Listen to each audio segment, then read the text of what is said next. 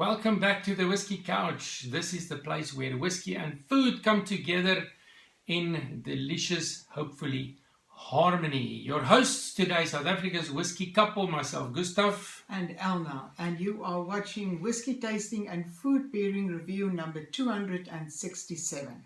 It is the second review in this tiny series that we're doing, comparing Glenfiddich 20 with Glenlivet Code. So two very interesting, mysterious bottlings from each of these distilleries, and we're reviewing each of them. In the previous video Glenfiddich, in this video Glenlivet, and in the next video we're going to compare and decide which is our favorites.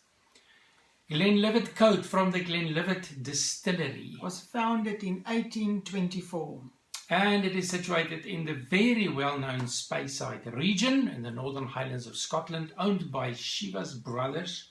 And Glenlivet comes from the glen through which the river Livet flows. Oh. That's where the name Glenlivet Beautiful. originates from. No age statement, same as the Glenfiddich 20. Maturation and tasting notes, big mystery. So when this bottle was released, there was no information about that. So the whole idea behind Glenlivet Code is that you unlock the tasting notes yourself, and then based on that come to some sort of conclusion yourself what the maturation type of casks were involved.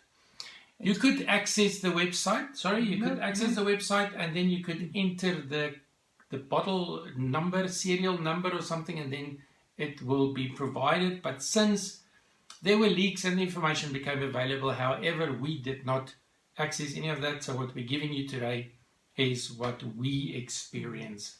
And then we will guess what maturation was followed here.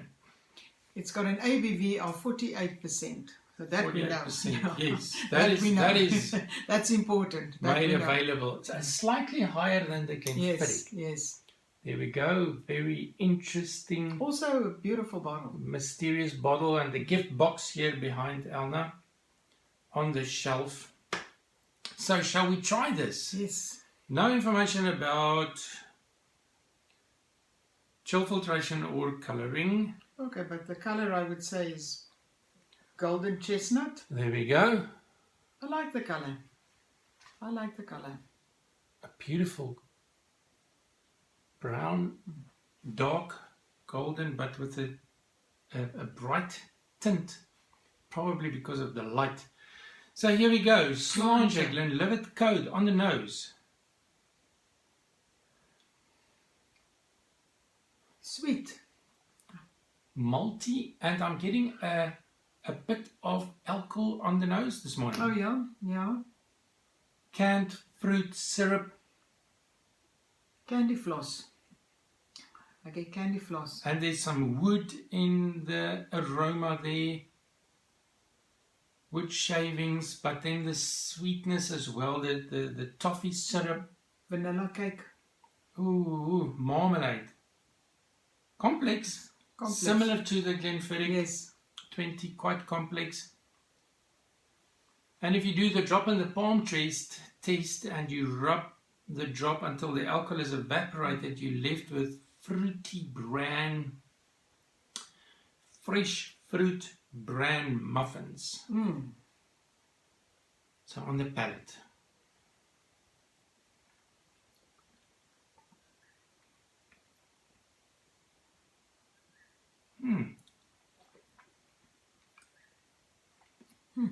I definitely get vanilla. Again, the alcohol burn is there for me, which is for me an indication of the youthfulness, the freshness. It is not matured yet until it reaches that point where it's soft and easy drinking. True. There's a crispiness. But apart from that, thick and creamy. My first impression was that this is quite full-bodied. There's also a nutty chocolate for me, and there's a cinnamon spice. I get the pepper, as with the Glenfiddich as well, the pepperiness. afterwards. Some pear drops in there as well. Maybe some sweet lemon candy floss. Ginger.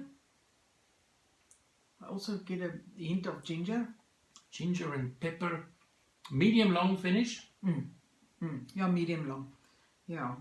Peppery oak spices. Also the finish is dried fruit. Yeah. And if you do the empty glass test, if you leave the glass after a few hours, after you finished it, of course, a few hours beyond that, you would get some dark honey and pear cider aromas left in the glass. Always interesting for me is a non-chill filtered whiskey has got much more in the empty glass test than a chill filtered, which is quite interesting. So at this point,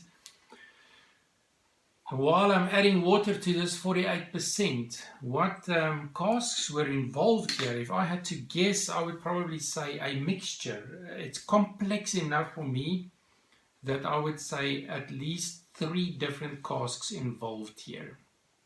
The ex-bourbon, the vanilla, the honey is there. The ex-sherry, the dried fruits and the spices, Christmas spices are there. And then some other kind of cask, maybe rum, maybe red wine. That would be my guess. You can see the effect of the water that we added here.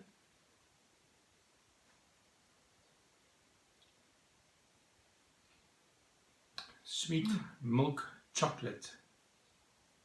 I would say berries. Berries with chocolate sauce.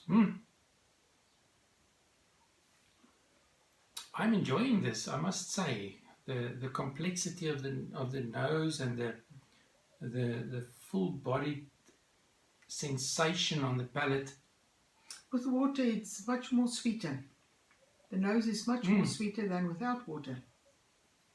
Definitely, you must add a drop of water, a teaspoon, so that it can open up.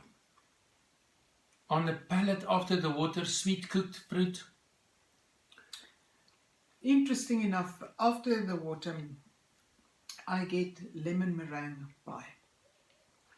It is as if the lemon candy floss has progressed after the water to a more substantial lemon meringue pie. I get lemon meringue pie. That is what I enjoy about whiskey tasting, is the journey, the way that it develops. And as you spend time with it, it reveals more and more about itself. It's almost like a relationship. Interesting one. But on the negative side, the price, 1,400 Rand for a non-age statement, 70 pounds. A little bit pricey. I do not know if that would be my choice. I'm sitting with 1,400 Rand. All of the whiskies available, will this be my choice? I'm not sure. And I had that same feeling for the Glenlivet, Glenfiddich 20 years. So interesting, nice experience. Maybe not my choice for this price. So moving on to the food pairing, which is the part that we especially enjoy. The maltiness, and especially in the drop in the palm and the empty glass taste, sort of made me lean towards pastry, something baked, cookies kind of thing. So I've opted for the shortbread, which is something classic in Scotland. But the one that works best, I would think, is the nutty fudge shortbread. So this is what it looks like. It's dry. We've got some nutty fudge shortbread, and then we also have dried peaches, which is one of your favorite snacks. Soft, delicious dried fruit. There's some dried fruit elements in here. As you taste this, the fruity component. So I would use the dried peaches to connect with the fruity component, or the shortbread to connect with the malty component. I think you're going to go for I'm going to go for the peaches. For the I'm going to peaches. go for the So this is what the dried peaches here look like in South Africa. Here we go. Very popular in South Africa. Very popular, and some shortbread fingers, but it's the fudge pecan. I'm gonna try this. Here we go. Okay.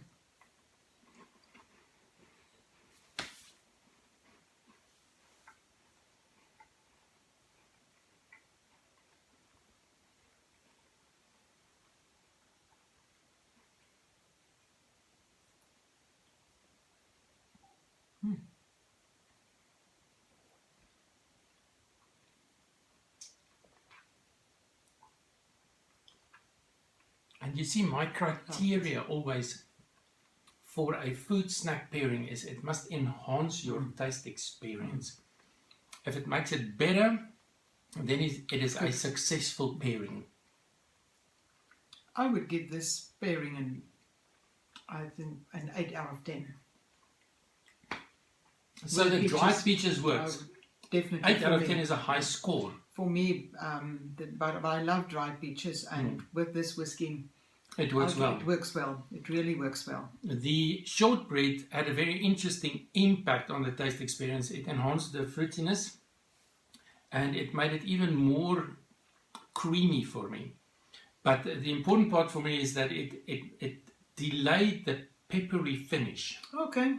It came much later, so that enhanced the whole experience for me. So the balance between sweet and peppery spiciness is still there, but it extended the sweetness part before you got to the balancing out peppery part.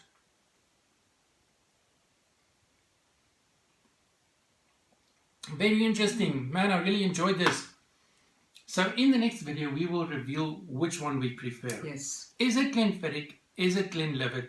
The battle between the giants. It will be very difficult for me because I'm a Glenfiddich fan. So what we're going to do is I am going to not tell you which is which. Okay. And then we will see. Okay, then we will see. Okay, that will be fun. Battle of the Giants. Glenlivet and Glenfiddich, the top single malt sellers in the world. Until next time, thank you for joining us. See you then. Sláinte. Sláinte.